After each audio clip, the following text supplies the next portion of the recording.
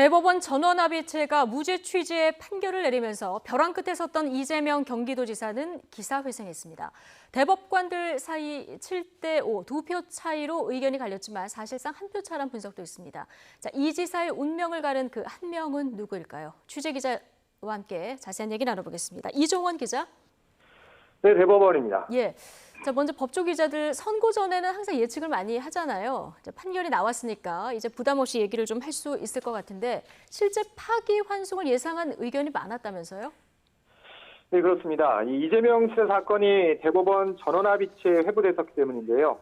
이 대법원에 올라온 사건들은 일반적으로 일단 소부에 배당됩니다. 대법관 4명으로 구성되는데 대법원 1부, 2부, 3부 이렇게 뉴스에서 많이 들어보셨을 겁니다. 소부에선 기본적으로 만장일치로 판결을 내리는데요.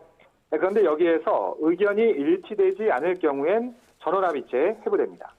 물론 국민적 관심이 많거나 기존 판례를 바꿔야 하는 사건도 전원합의체에 붙여지긴 하는데 비교적 사건 얼개가 복잡하지 않은 이재명 지사 사건이 전원합의체에 회부되면서 대법관들 사이에 의견이 갈리고 있다는 관측이 많았습니다. 또 허위사실 공표죄에 대한 세밀한 판례가 있어야 한다는 법조계 일부 의견도 있었는데 이 때문에 처벌 범위를 비교적 폭넓게 해석해 당선 무효형을 내렸던 항소심 판결이 뒤집힐 가능성이 크다는 관측이 많았던 게 사실입니다. 예. 자, 아무튼 당선 무효형이 선고됐던 항소심이 파기환송됐는데 어제 대법원의 판결 취지를 놓고도 좀 여러 의견이 나오고 있습니다. 지금 법조계에서는 어떤 평가들이 나오고 있습니까?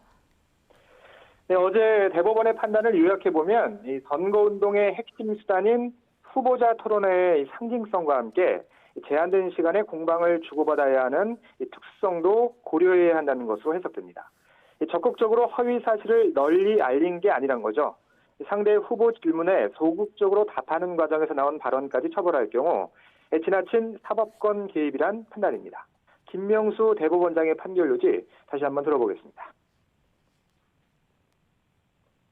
선거인의 정확한 판단을 거르칠 정도로 의도적으로 사실을 왜곡한 것이 아닌 한 일부 부정확 또는 다소 과장되었거나 다의적으로 해석될 여지가 있는 경우에도 허위사실 공표 행위로 평가되어서는 안 됩니다.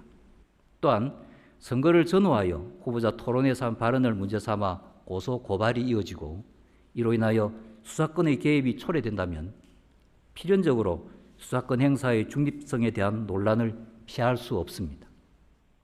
예. 이 공직선거법은 벌금 100만 원 이상만 선고받아도 이 직을 상실한다고 규정하고 있습니다.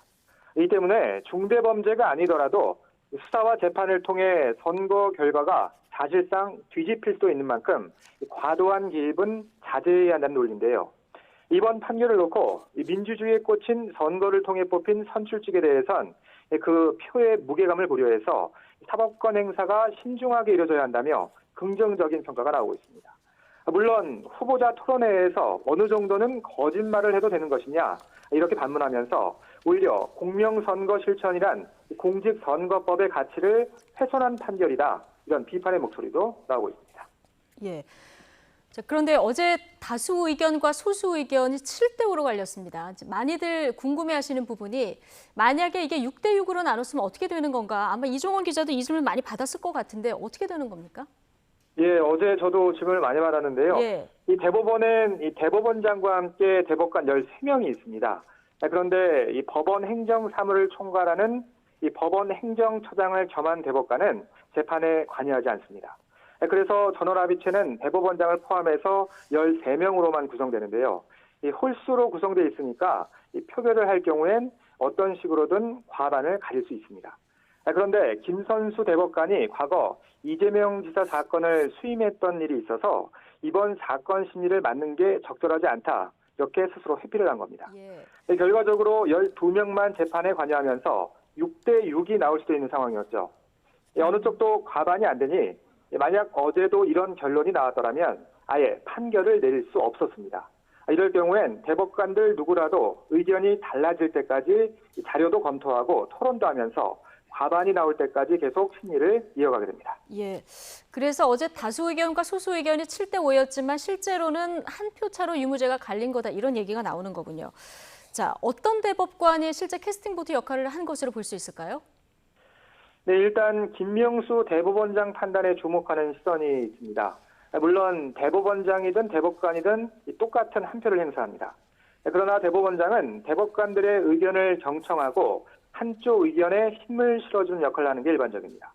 이 대법관들 사이 의견이 6대5로 갈린 상황이었는데 한 표 차가 더 많았던 다수 의견에 힘을 실어주면서 결과적으로 무죄 취지 판결을 이끌었다는 분석이 나오는 배경입니다.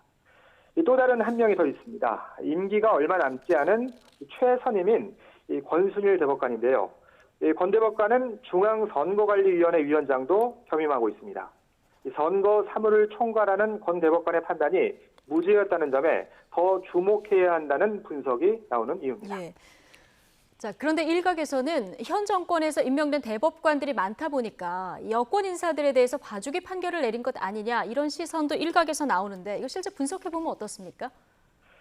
네, 어제 이재명 지사 판결에 앞서서 역시 항소심에서 시장직 상실령을 받았던 은수미 성남시장이 지난주에 대법 판결을 통해서 기사회생했었죠. 네. 여권 인사들에 대한 대법원의 무죄 판결이 잇따라 나오면서 그런 시선이 존재하는 건데요.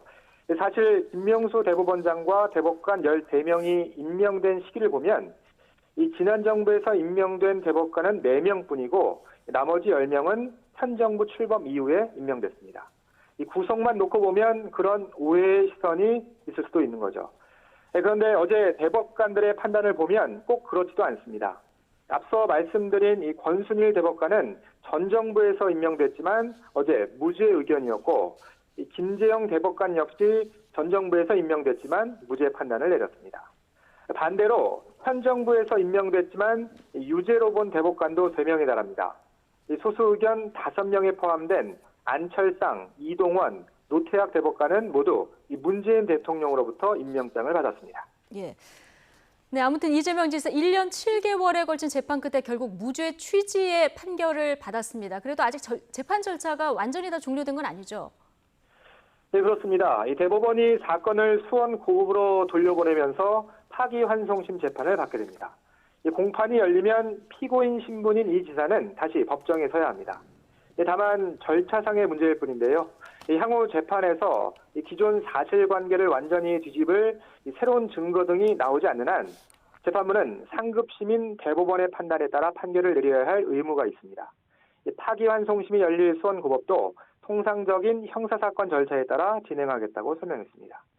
도종을 챙기면서도 재판에 나가야 하는 그 상황에 대한 부담이 있을 뿐 정치 생명이 걸린 벼랑 끝 재판은 이제 끝났다고 보는 게 맞을 겁니다. 지금까지 대법원에서 YTN 이종원입니다.